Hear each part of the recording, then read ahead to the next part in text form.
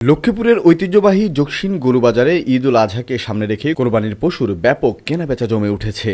বুধবার ছিল হাটের মূল দিন, আর সেদিনই বাজারে অতিরিক্ত গরু আসায় পুরো এলাকা হয়ে ওঠে গরুতে ঠাসা।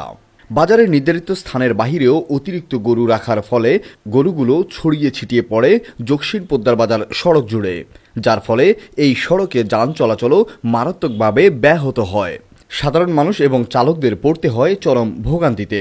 তবে বিক্রয়ের দিক থেকে হাটে ইতিবাচক পরিস্থিতি দেখা গেছে। আশপাশের এলাকা থেকে আসা কৃষকরা নিজেদের গরু নিয়ে এসেছে এই হাটে, ফলে স্থানীয় গরুর সংখ্যাও ছিল উল্লেখযোগ্য। বাজার ঘুরে দেখা গেছে গরুর দাম আগের কয়েকদিনের তুলনায় কিছুটা কমেছে, যা ক্রেতাদের জন্য স্বস্তির কারণ হয়েছে।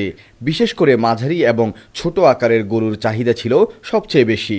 ক্রেতাদের মাঝে ঈদের আগাম উচ্ছ্বাস দেখা গেছে। অনেকেই পরিবার বা বন্ধুদের সাথে নিয়ে গরু কিনতে এসেছে। ক্রেতারা জানান, বাজেটের মধ্যে তারা ভালো গরু পেয়েছেন। আলহামদুলিল্লাহ, আল্লাহর রহমত ভালো। আমরা গরু কিনতে আসছি, গরু পর্যাপ্ত গরু আছে, দামও সহনশীল, আর আসিলও একদম কম। আমরা 1,10,000 টাকা দিয়ে গরু কিনছি, 1,000 টাকা মাত্র আসিল নিছে।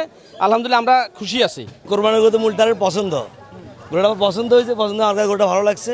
এটা বড় কথা, আমার কাছে দামটা সহনীয় এবং সুলভ মূল্য মনে হয়েছে আমার থেকে। ইনশাল্লাহ খুবই ভালো লাগছে।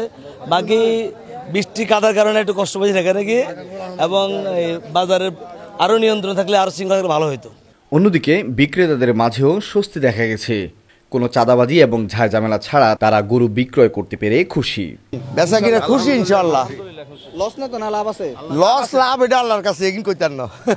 গরুটাকে বাজার দিয়ে আনতে করেছে, ভালো একটা লোকের কাছে বেচতে, কোরবানি ভালো একটা লোকের পরিবারের কাছে বেচতে পারি। আসলে আলহামদুলিল্লাহ আমি ওই ধরনের লোকে পাইছি। 10 টাকা কমাইছি, বেচাছি, আমি ওই ধরনের লোকটাই পাইছি। তবে এই গরুর বাজারটিতে চাঁদাবাজি এবং বিশৃঙ্খলা এড়াতে প্রশাসনের উপস্থিতিও লক্ষ্য করা গেছে।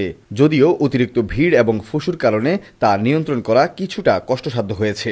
এদিকে ইজারাদারের পক্ষ থেকে জানানো হয়, গরু বেশি চলে আসার কারণে শৃঙ্খলা বজায় রাখতে তাদের কিছুটা সমস্যা হয়েছে। এখানে অনেক লোকের কারণে মনে হচ্ছে যেন বিভেদ হইতেছে। আসলে কোনো মার্কেটিং হইতেছে না, কোনো বিভেদ নাই।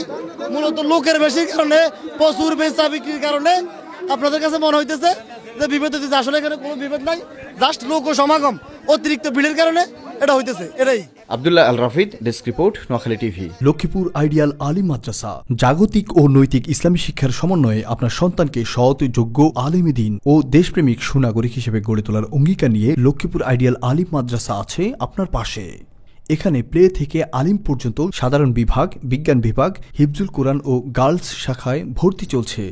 এখানে রয়েছে উন্নত যোগাযোগ ব্যবস্থা এবং রুচিশীল ও শিক্ষাবান্ধব পরিবেশ, আবাসিক অনাবাসিক ডে কেয়ার ব্যবস্থা।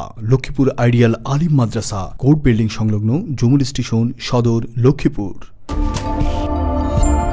নোয়াখালী টিভি, বৃহত্তর নোয়াখালীর প্রতিচ্ছবি।